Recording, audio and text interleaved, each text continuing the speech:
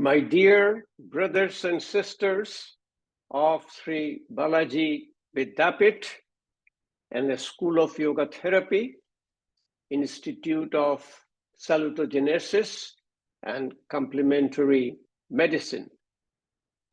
Good morning, India, and good evening, America. This is Dr. Dilip Sarkar from Washington, D.C., United States of America. It's an honor and privilege to be invited by the Institute of Salutogenesis and Complementary Medicine for their program, Yoga Therapy in Healthcare and Educational Settings. My presentation will be on integrating yoga therapy with the modern healthcare system and American experience. Let me share the slides with you now.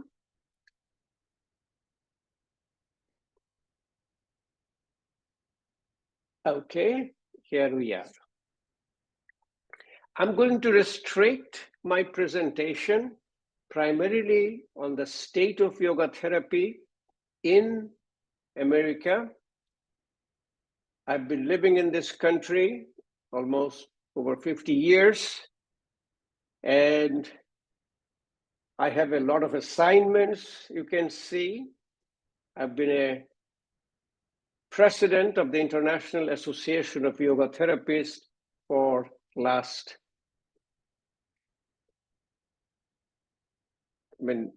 for 5 years and for a long, long time. And we're going to show it to you how we are introducing yoga therapy in our healthcare system. This is a beautiful slide I received from one of my friends. It's a Western trained physician sitting in a Padmasana. Our American healthcare system is the most regulated healthcare system in the whole world. But on the other hand, given proper data, number, research, and the therapeutic outcome, it is the most liberal healthcare system to accept all the new modalities, including the yoga therapy. We'll present to you chronologically how slowly yoga therapy got integrated with the American healthcare system and what we have done to introduce the holistic yoga philosophy, the Yoga Sutra of Patanjali, and the 8-limb practice, Patanjali Ashtanga Yoga, in the healthcare system, instead of the reductionist practice of yoga asana only. And you'll see we'll go step by step. Yoga was first brought to America by Swami Vivekananda, and he came here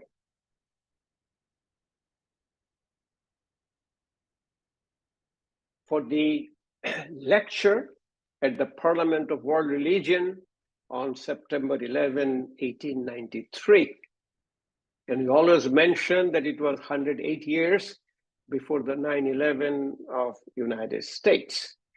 He coined the term best of the East and best of the West, and he spread the spiritual part of yoga. Subsequently, a lot of people brought the yoga in United States. The next one was a Paramahansa Yogananda, the author of the autobiography on yogi, Maharishi Mahesh Yogi, who started the transcendental meditation, and he has a big whole city now. It's called Vedic City in the state of Iowa. Swami Rama established Himalayan Institute, Swami Satchitananda, the Yogaville, Swami Kripalu, the Kripalu Center for Yoga and Health, which is the largest yoga center in this country. Swami Sivanand Saraswati for Sivananda Ashram, Baba Haridas in the Mount Madonna Center. It was first Dr. Herbert Benson, the physician from the Harvard University of Mass General Hospital. He was a follower of transcendental meditation, and he noticed the physiological changes of the yoga practice. He measured all the physiological practices, and he wrote the book called The Relaxation Response. Immediately, it became one of the bestseller, and when you read the book, you will see he represented the relaxation response, what we call a meditation. The coming down of the mind, removing the repeat thought process, and increasing the gap between the thoughts. Probably at that time, he was hesitant to use the term meditation, but it was purely what we call meditation is the medication. He's still there on his name, the best hospital in this country, Massachusetts General Hospital, has an institute called Benson Henry Institute to introduce yoga in the healthcare system. Subsequently, a lot of physicians and who are your television personnel introduced yoga, but primarily they are a reductionist in the yoga asana format. One of them was Dr. Mehmet Oz. He was a cardiothoracic surgeon, and he understood yoga and Ayurveda very well. And he had a big time a television show of which he was introducing yoga. This was another TV personnel, Oprah Winfrey, and Dr. Oz was showing Oprah Winfrey how to use a neti pot. He was also interviewed in the Time magazine. Then came our Deepak Chopra. He is the endocrinologist, and he was introducing and improving the health of America through yoga and Ayurveda. He's the person who started introducing what we call the traditional yoga of the philosophy and practice of yoga. We came along at that time, after that, under the leadership of Rajan Narayan of the Life in Yoga Institute, and with a presenter, Satbir Khalsa, who is a researcher in the Harvard University and who will be one of your presenter, and myself. We started the first ACCME called Accreditation Council for Continuing Medical Education approved Category 1 Continuing Medical Education course for yoga therapy for physicians and healthcare providers. It is extremely, extremely difficult to get the Category 1 CME recommendation or recognition for the physicians. On the other hand, physicians are not going to a conference unless they get the credit which they use for their recertification and your application for their licensing. It was in 2010 through Howard University, and it was Dr. Arvind Nandekar who helped us to get your Category 1 recognition. We continued the tradition twice a year in person and different locations initially, but essentially ended up in a location next to a Baltimore, Washington International Airport. It was very beautiful setup, and the faculty was myself, Dr. Dilip Sarkar, Satbir Khalsa, and Rajan Narayan. You have to submit all of our credentials, all of our slides, all of our presentations to get the same recognition. Finally, we became very popular in the physician community, and Life in Yoga Institute applied to Accreditation Council for Continuing Medical Education to be the provider of the Category 1 continuing medical education.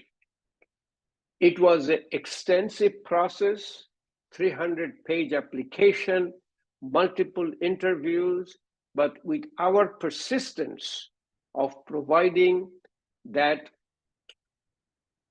a traditional yoga to present the philosophy like Yoga Sutra of Patanjali and the practice of Patanjali Ashtanga Yoga in the yoga therapy. And finally, we succeeded in 2014. And as you can see, ISCM approved that Life in Yoga Institute to be the provider of the Category 1 continuing medical education course, which was the first in the United States of America. We have a lot of physicians who came to our program and they got certified and they were very happy with what we were teaching. And all the physicians then asked me that why don't you put all of them for the physician in a book format? So I wrote the book, Yoga Therapy, Ayurveda and Western Medicine, A Healthy Convergence. This was primarily for the physicians and the healthcare providers and how to integrate yoga therapy with the modern healthcare system.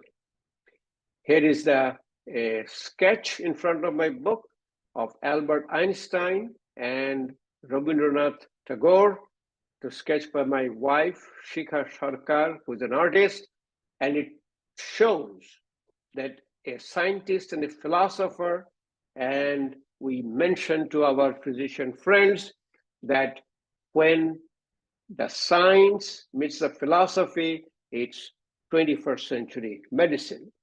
The book has all the references for the physicians.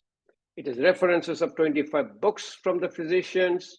It has a website from all the medical centers, and it has 75 articles from the established medical journal, which our physician uses for daily practice, like Annals of Internal Medicine, Archives of Internal Medicine, the Journal of American Heart Association, New England Journal of Medicine, and I'll show you more and more. I'm not going through the papers, but I'll show you how many yoga therapy articles been published in United States.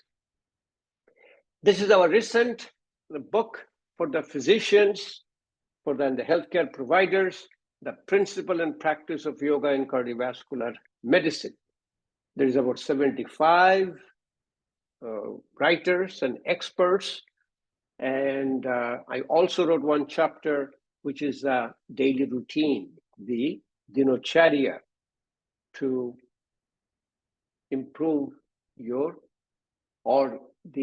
dinacharya as a prevention for the cardiovascular disease.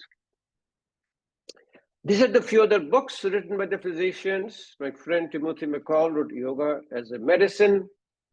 Our friend Larry Payne wrote Yoga Therapy and Integrative Medicine. Larry Payne is very well known to your institute. And I wrote the little foreword and little blurb with Dean Ornish. The Dean Ornish and myself wrote the praise for the book. The latest book, The Principle and Practice of Yoga in Healthcare, with Sadbir Khalsa, Lorenzo Cohen, Timothy McCall, and Shirley Tallis, put together primarily for the physician and the healthcare providers. Yoga therapy slowly became part of our new branch of medicine called integrative medicine. Integrative medicine means the integration of the wisdom of the traditional system of healing with the science of the modern medicine. 20 years back, hardly any medical school have a department of integrative medicine. Now almost 100 schools have it, 65 have a program, 25 have a training program, and they have established in 2014 the American Board of Integrative Medicine to be board certified. What is the board certification means in the United States? That means you developed a credential now to be a super specialist or subspecialist to practice, and integrative medicine became a subspecialty of internal medicine. The integrative medicine fellowship was monitored by the American Board of Physician Specialists. In 2020, the Academic Consortium for Integrative Medicine and Health assumed the role of recognizing integrative medicine fellowship, and the accreditation became very strict. Today, in 2023, we only have 18 active and 4 inactive programs of integrative medicine fellowship. This is the website for the American Board of Physician Specialists. You can go and see the integrative medicine, the eligibility, application, and the exam process. It is a very strict process to be certified by Board of Integrative Medicine. What was interesting, the seismic shift in American healthcare system is the Academic Consortium for Integrative Medicine and Health in USA developed the definition of integrative medicine, which refers the importance of the relationship between practitioner and patient, focuses on the whole person, and looking beyond the body and mind to achieve optimal health and healing. The whole Western medicine or modern medicine in the United States was totally on the physician-based. Integrative medicine is totally on the patient-based. Patient is in the center. Patient is the true physicians taking care of themselves.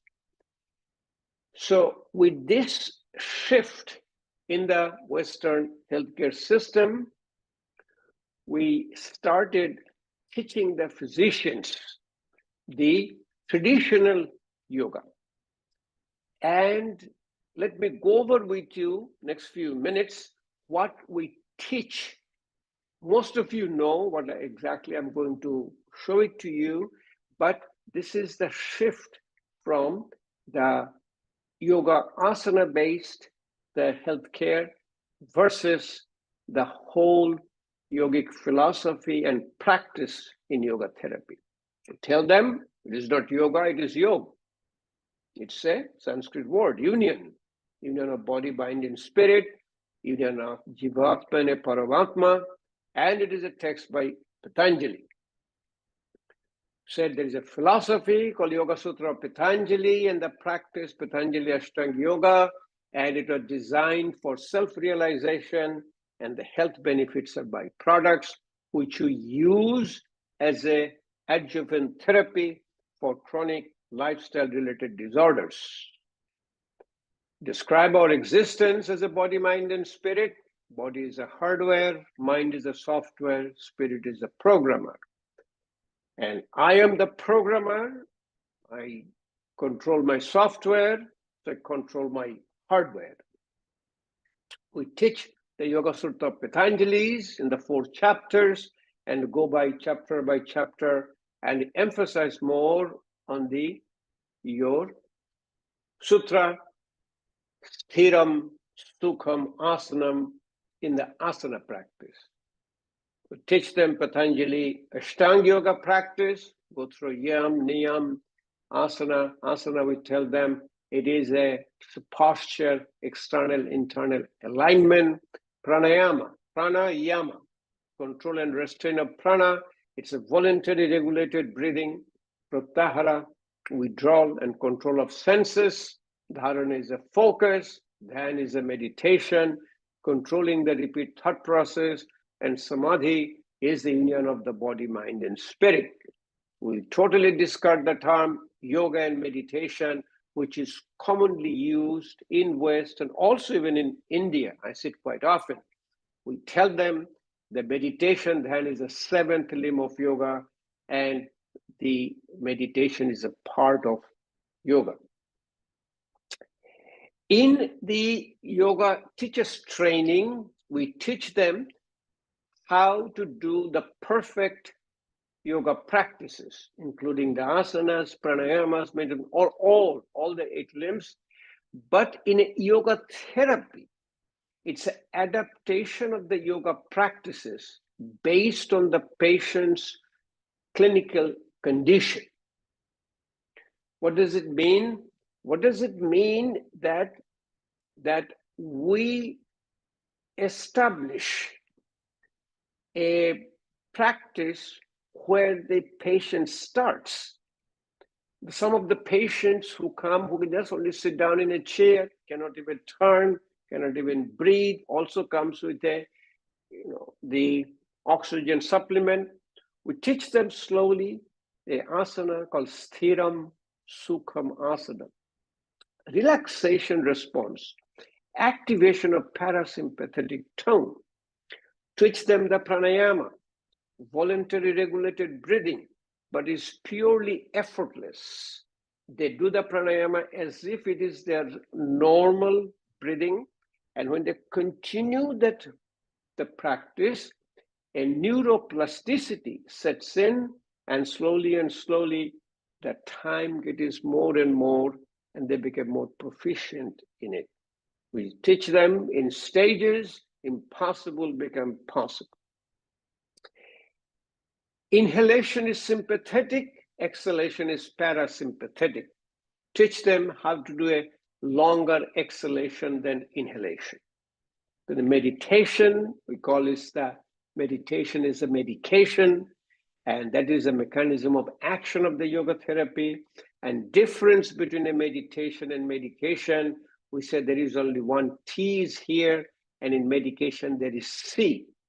T stands for your transformation, and medication C stands for your choice. We also teach them that father of our modern medicine, the Hippocrates, has said it is more important to know what sort of person has a disease than to know what sort of disease a person has. We teach the yoga therapy totally on the base of the holistic, the whole approach, rather than that not interested about the disease a person has. We teach them, even when you're doing a Paschim Namaskar, like putting a prayer pose to the back, if you can relax the upper part of the body, rest of the body gets relaxed. Your hip gets relaxed, knee gets relaxed. It is a total holistic. Holistic means we teach them that is a whole. We don't put the W in front, that becomes a word holistic. It is a relaxation response, an activation of parasympathetic tone. And all the physicians will come and ask, I'm exercising, why do I need to do yoga to incorporate in my practice? Exercise is a sympathetic overdrive. Heart rate goes up, blood pressure goes up, respiratory rate goes up. When there's a sympathetic overdrive, body starts the homeostasis, it starts the activating parasympathetic tone. So the heart rate comes down. So when you stop the exercise, you see how quickly your heart rate comes down, which is the shifting from sympathetic to parasympathetic response. In a practice of yoga and yoga therapy, it is a primary activation of parasympathetic tone without having the sympathetic overdrive. Why? During the sympathetic overdrive, a lot of crisis and catastrophe happens. It is the introspection, looking inside yourself. We say self-realization. Self-realization means develop real eyes. The eyes turn backwards. Now you started looking inside you other than looking outside. There is no problem in the world which does not have a solution. And there is no disease in the world which does not have a cure. Just awaken the doctor within. And he also say, how do you spell the disease? Dis-ease. So he said the treatment of dis-ease is called a effortless ease, which is a yoga practice. We must make our body work for us. Nothing has the greatest power to heal but self. The whole health is the art of self-healing. Yoga therapy provides the first roger chikitsha, treatment of a disease, then shastharokha, maintenance of health. These maintenance of the health become preventive medicine as your primary prevention, secondary prevention, and tertiary prevention. At the end of the day, we finally, our teaching to all of our yoga therapy patients and the physicians that I am the cause and I am the cure. You have created the lifestyle-related disorders, and you are the only one who will be able to cure. That is called the patient-centered medicine instead of physician-centered medicine. Our Western medicine is an evidence-based medicine, and yoga therapy is a practice-based evidence. Keep practicing. We say, Karo Yog, Raho Nirog. Do yoga, stay disease-free. It's the art of transformation from a rogi, people with disease, to nirogi, people with no disease, to yogi, people with a comfortable life. This is a slide, I got it from our friend, our common friend, Dr. V.M. Hegde. And this is the thing he said, if West does not believe the effect of yoga therapy, and also when West doesn't believe in global warming, this is the sign. It is an experiential, means you are the creator of your destiny. It is a transcendental science. That means a science beyond science. It's a philosophy. That's what we say. We integrated Albert Einstein with Rabindranath Tagore, the philosopher. It is experimental, called personal practice. It is a lifestyle, art and science of healthy living. And we are in a position now to write a prescription on yoga therapy to help with chronic low back pain, metabolic syndrome, cancer, and other lifestyle-related disorders. Dean Ornish, cardiologist in the University of San Francisco, he was trained by Swami Satchidanand in the Yogaville in yoga, and he started a program, Dean Ornish's lifestyle medicine. And he gave the term intensive cardiac rehabilitation to reverse the coronary artery disease. He had extensive research and multiple healthcare system, and almost after 25 years, his program called Intensive Cardiac Rehabilitation is now covered by Medicare. Medicare is the government health insurance for people who are above 65, and also many other private healthcare insurances. So in America today, the medical healthcare insurances started reimbursing with yoga therapy, and now they're looking for your CPT and ICD codes very carefully. So our first teaching is a transformation, not to master the asanas or the posture, that's what it teaches, but use the postures or asanas in stages for transformation and therapeutic benefits. Each asana at any state, like you're sitting here, if you can turn a little bit, turn slowly and stay here. Close your eyes, do the hand mudras, breathing out longer than breathing in. And in a short time, you'll see you'll be able to do it a little bit more because neuroplasticity sets in. And slowly, you'll be paying attention that there is no pain. Pain means pay attention. So you don't want to go to the state of pain. And effortless breathing, because heart and lung is the same organ. If you put a stress in the heart, it shows up in the lung with the effort in breathing.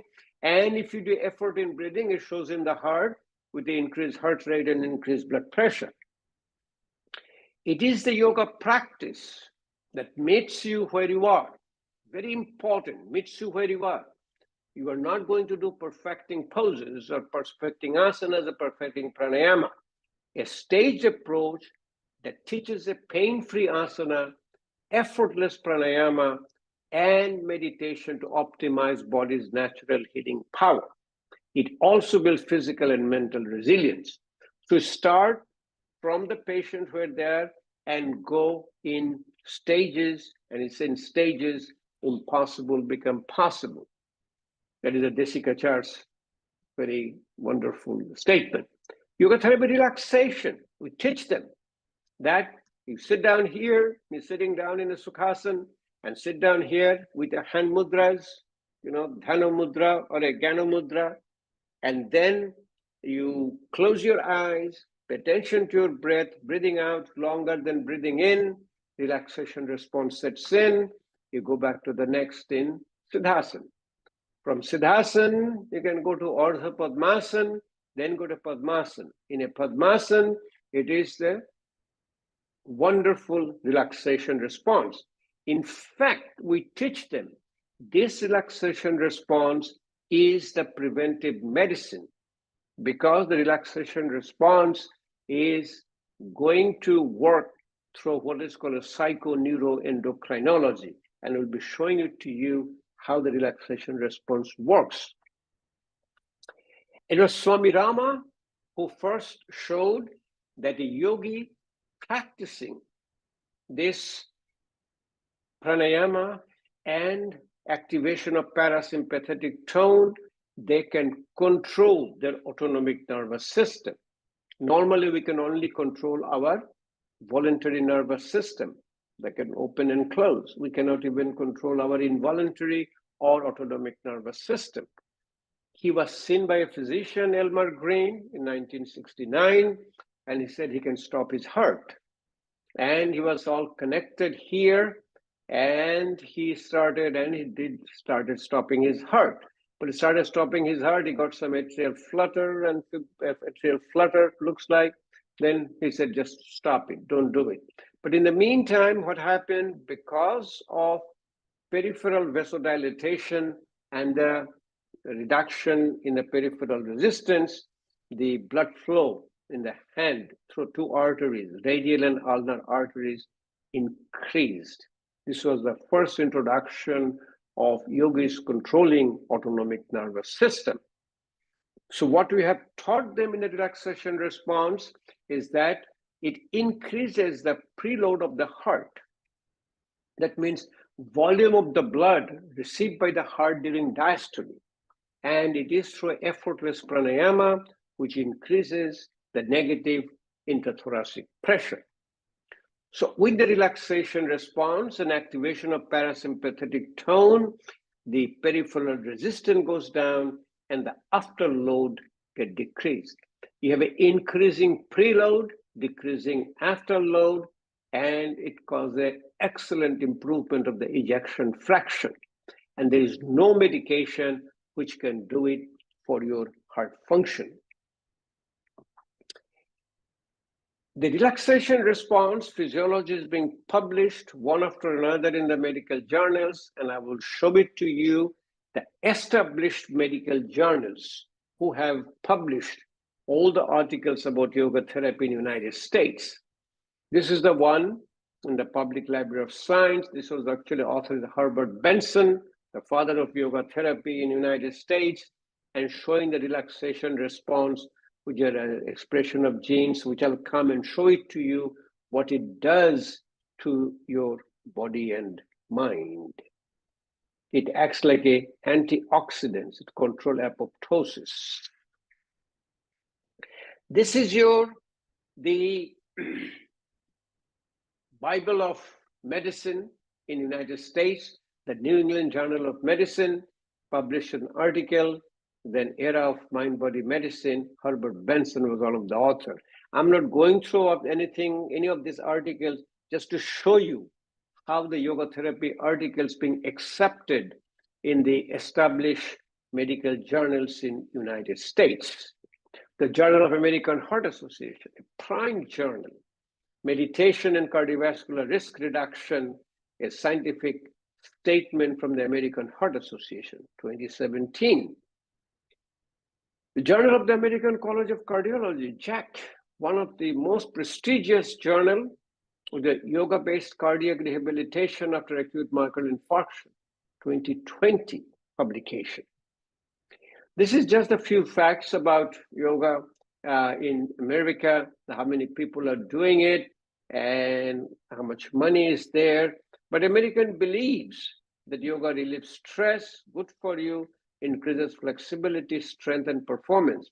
Basically, the word is out that yoga therapy is helpful in your chronic lifestyle-related disorders.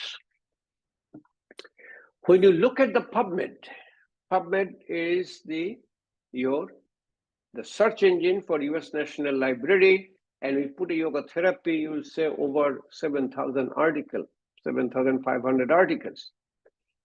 They do separate yoga and meditation, which is actually a Western term, but we teach them the meditation is the seventh limb of yoga. But when you put a meditation, you get more articles, over 9,000 articles in PubMed search. So when you looked at the article published, the first sort of published article in established journal, which is the Lancet, 1973, Yoga and the Biofeedback in the Management of Hypertension. In next 2 years, in 75, it's called Randomized Controlled Trial, Yoga and Biofeedback in the Management of Hypertension. We were really wanted to show the physician community how early we start integrating yoga therapy in Western medicine. It's a landmark article by Nagendra and Nagaratnan from SBIASA in British Medical Journal, Yoga for Bronchial Asthma. JAMA, the Journal of American Medical Association, another prestigious journal, yoga-based intervention for carpal tunnel syndrome. This was an Annals of Internal Medicine, comparing yoga, exercise, self-care for chronic low back pain by Karen Sherman. And when this was published, she was in every television channel. She was in CNN, ABC, NBC, CBS, all the television channels interview about her, about the yoga therapy in Western medicine or modern medicine. Spine is a very prestigious journal. We have an article in Yoga Therapy for Chronic Low Back Pain. Archives of Internal Medicine, same, a randomized trial of yoga, stretching. See, I'm not showing you the research journal. These are the all clinical journal which the American physician uses in the day-to-day practice. Again, Annals of Internal Medicine about chronic low back pain. This is the JACC, Journal of American College of Cardiology. Their acceptance raised, I had no idea, but it's a very, very extremely low. That means, maybe 1 in 20, 1 in 10. But they got an article published, Yoga Therapy for Atrial Fibrillation.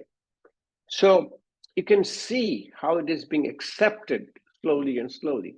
National Cancer Institute gave a grant for yoga therapy for breast cancer to MD Anderson Hospital to Lorenzo Cohen. And he started, connecting with SBIASA in Bangalore, and they published the paper, Yoga Therapy for Breast Cancer, along with their MD Anderson Hospital and Swami Vivekananda Yoga Anushandhan Sanstha of Bengaluru, India. And the same year, that other article came up, yoga therapy for breast cancer in the prestigious medical journal, Journal of Clinical Oncology. Another one, Archives of Internal Medicine, more doctors are prescribing yoga for their patients. University of Virginia, it's very prestigious, and maybe one of the top, number one, the state-sponsored university. They started a program, Foundation of Medical Yoga for Health Professional, and I was one of the advisors to start the program and was teaching the instructor how to start that program. The SVSA, the Swami Vivekananda Yoga Anusandhan Sangstha, brought their institute to United States, and they have started the Yoga University outside India, which is mentioned the Vayu Vivekananda Yoga University, and they have gone through a rigorous process in the state of California to get the university status and started the program MSc in Yoga. It is extremely, extremely difficult process to get a state certification to be established as an university in United States, but Vayu has succeeded. Now they are applying for their PhD programs. Newer medical schools, this is called your Oakland University, Bowman School of Medicine. They have started the School of Yoga Therapy in their whole educational system. The Maryland University of Integrative Health, they started the Master of Science in Yoga Therapy a few years back. And interestingly, they started in 2013, almost 10 years back. And all of their graduates gets a job right away because all the established medical centers in this country, they're hiring the trained yoga therapists. And remember one thing, normal yoga teachers training in this country in 200 hours of training, and yoga therapy is between 800,000 to 1,500 hours of training. So it's a very long, rigorous process because they need to understand the basic pathophysiology of every asanas, every pranayamas, every yoga practices. This is our friend, most of you know him by now, our Larry Payne, Loyola Marymount University, and Rubenstein. She came to your institution before Laurie. Laurie came before with all of her group. This is all of them are in the white coat, and they visit the Venice Family Clinic as a part of their yoga therapy rotation. We teach the physicians how the yoga therapy works. It's called a psychoneuroendocrinology. The relaxation response and it affects the limbic system of the brain, which is your emotional brain, amygdala, and the hippocampus. Amygdala responds to fear and hippocampus to your memory. Through neurotransmitter, it sends a signal to hypothalamus for your homeostasis, and then through neurotransmitter, it sends a signal to the pituitary gland through pituitary adrenal axis. It corrects your hormonal imbalance. The altered hormonal homeostasis gets corrected, which is becoming one of the true cause for a lot of functional disease for the women and the men. It also affects your autonomic nervous system. It causes a rapid shift to parasympathetic from sympathetic overdrive system. It controls epigenetics. So what it is that all the chronic diseases are from genetic mutation, but genetic mutation doesn't cause the disease. The gene has to express. Gene is expressed by epigenetics, which is basically the environment, which is basically the yoga therapy and Ayurveda. It controls the gene expression, and it also acts as an antioxidant and also controls your apoptosis. It controls your apoptosis and telomere length. So it acts like your youth. That means you don't age and you really look very young and healthy when you're practicing a dinacharya, daily practice of yoga. Better immune status, and we teach them that in pranayama, the inhalation is sympathetic and exhalation is parasympathetic. The breathing and better oxygenation does what is called aerobic glycolysis. In aerobic glycolysis, glucose combines with oxygen, forms carbon dioxide and water, and plus ATP, adenosine triphosphate, which is the energy, and the different kind of energies, catabolic, metabolic, and anabolic. We connect them to the psychophysical body type in Ayurveda, catabolic being vata, metabolic being pitta, anabolic being kapha. If you don't have enough oxygen, you get an anaerobic glycolysis, and glucose and less oxygen produce lactic acid, pyruvic acid, pain-producing substance, and make your life miserable. So the aerobic glycolysis helps in all the pain and the control of the symptoms of the chronic lifestyle-related disorders. A regular practice of yoga increases vagal tone. That means your parasympathetic activation, modulates autonomic nervous system, causes a rapid shift from sympathetic to parasympathetic activation, creates a control over autonomic nervous function, increases baroreceptor sensitivity. Like we teach them that you put your head down, put your head below your heart. When you put your head below the heart without any support, without any assistance, your intracranial pressure goes high up, intraocular pressure goes up, intracarotid pressure goes high up. But if you keep it down, slowly the neuroplasticity comes in, intracranial pressure comes down, intraocular pressure comes down, the baroreceptor sensitivity goes high up, chemoreceptor sensitivity goes down, and you feel a profound level of relaxation response, which allows you to put your head down and feet high up without any assistance, without any support. So we teach the person to go through the headstand in stages. We teach the whole headstand and the heart rate variability for a whole session for the physicians who wants to introduce yoga therapy in their practice. The heart rate variability, when there is a more variable parasympathetic activation, when the heart is stiff, it is a sympathetic activation. Even the same heart rate is low. We teach them in a primary prevention that you have the genetic mutation or genetic change for your lifestyle-related disorders from your parents. But if you are practicing a relaxation response and parasympathetic activation, you get a genetic suppression, prevents the onset of genetic disease, which we call the preventive medicine. And here it is in the Cleveland Clinic, one of the prime institutions of this country. Is a 180 lifestyle program. It's a Time magazine, how not to end up here. That means in a practice of yoga therapy, it is a preventive medicine, so you don't end up in the hospital.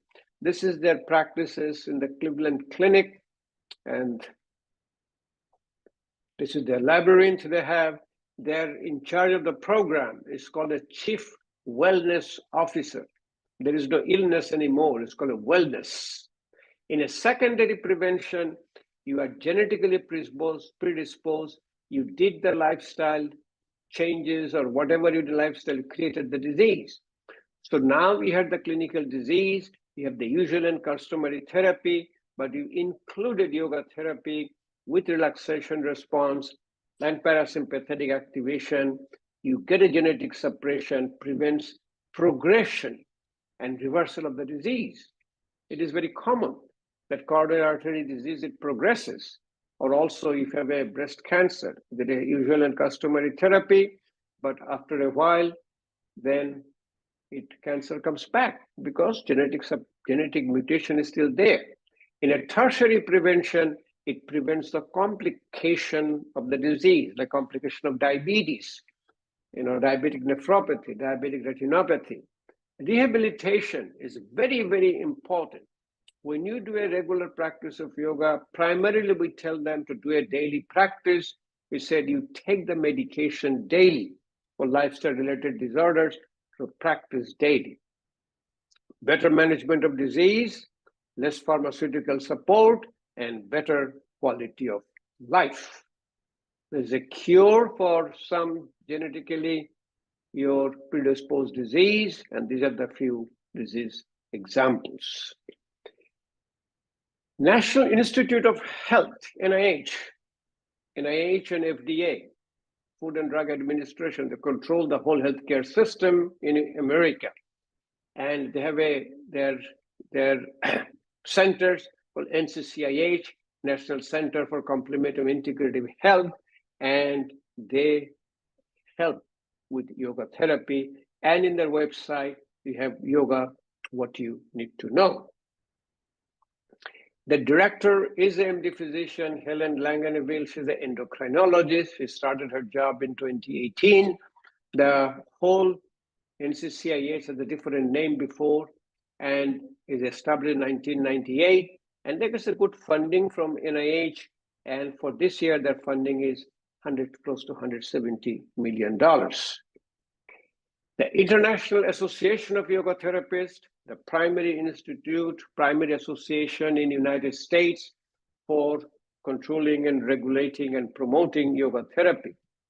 I'm with the IAYT for a long time. I was the president for 5 years from 2013 to 2018. And during that time, we have established the mission to yoga as a recognized and respected therapy.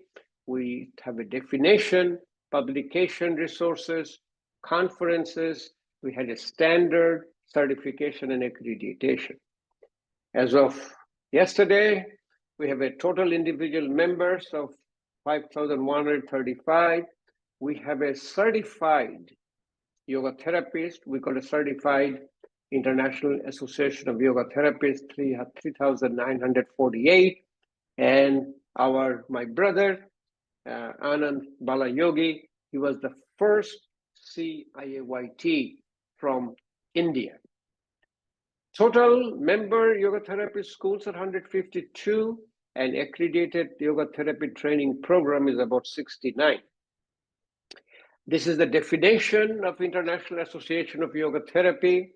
I've defined yoga therapy is the process of empowering individuals to progress towards improved health and well-being through the application of the philosophy and practice of yoga. It took few years and years to come up this definition, because as you know, in the United States, every person has opinion.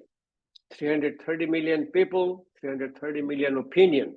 So we have to come up with this. I want to just show you what their activities are. It was established in 1989, the International Association of Yoga Therapists by Larry Payne and Richard Miller. It publishes a journal, International Journal of Yoga Therapy, also for a practice yoga therapy today. It is the annual conferences called SYR, Symposium on Yoga Research, and Symposium on Yoga Therapy and Research. During pandemic, all the conferences were online, but now we bring it back. This is the journal, this is the practicing journal. This is one of their websites. You could see I was in the board president for a long time. And this is a program, Symposium on Yoga Therapy and Research, and Symposium on Yoga Therapy, which is also actually the brainchild of our Sadhbir Khalsa. Harvard Medical School, the #1 medical school in this country, also have the program in yoga therapy. The Smithsonian in Washington, D.C., the most iconic landmark in the United States is the Smithsonian. And there was a program, Yoga as a Lifestyle Medicine in Smithsonian. I was one of the presenters for that, and IAYT was the sponsor for that conference. API, the American Association Physicians of Indian Origin, they have a big Indian origin physicians in the United States. They have their own journal, and one of the journal has a special edition, Yoga Therapy Guide for the Physicians. And this is the API Yoga Therapy Clinic. They're introducing yoga therapy in their own practices. And these are a few patients. I just want to show it to you, how got improved, who come to our classes. This is Alan, who had a ejection fraction of 10 to 20%. It's an inoperable coronary artery disease, but the practice of yoga, asana, pranayama, meditation with a relaxation response, his ejection fraction got from 10% to 40%. Then he started doing the headstand on his own. And as I said, headstand is a profound relaxation response. And you can see with the parasympathetic activation, even the blood work gets better without any medication. This is due to baroreceptor sensitivity. Patricia had a multiple sclerosis. She was in a wheelchair with the practice. She's standing now. She put her license plate in her car called Transforming. So I asked her, do you know, yoga therapy is called the art of transformation. And she has also a little bit of asthma, which got better. This man had a Parkinson's disease. With yoga therapy, he was able to stand on one foot and able to do a headstand on his own. Robert is a cardiac cripple. You name it, he had it. He had he had a malignant hypertension, a surgery for VSD, surgery for descending for atrial fibrillation, congestive heart pacemaker. I mean, the cardiologist gave up on him. He was practicing your balancing poses and the mudras and daily practice. His blood work becomes almost like a teenager's blood work, and he's enjoying a good quality life. This is very interesting. This is a yoga practitioner for the whole life, and he was practicing his headstand for a long time. He had a cataract surgery, and the cataract surgery was done by a physician who also practices yoga, who also practices headstand. And he said, I know the basic physiology behind it. I don't want anybody to practice headstand after a cataract surgery, but since you're doing it all of your life, nothing will happen to you. Go ahead and do it. 6 weeks post-op, he's doing a headstand after his cataract surgery. This is the beauty of yoga therapy being individual for this Western medicine.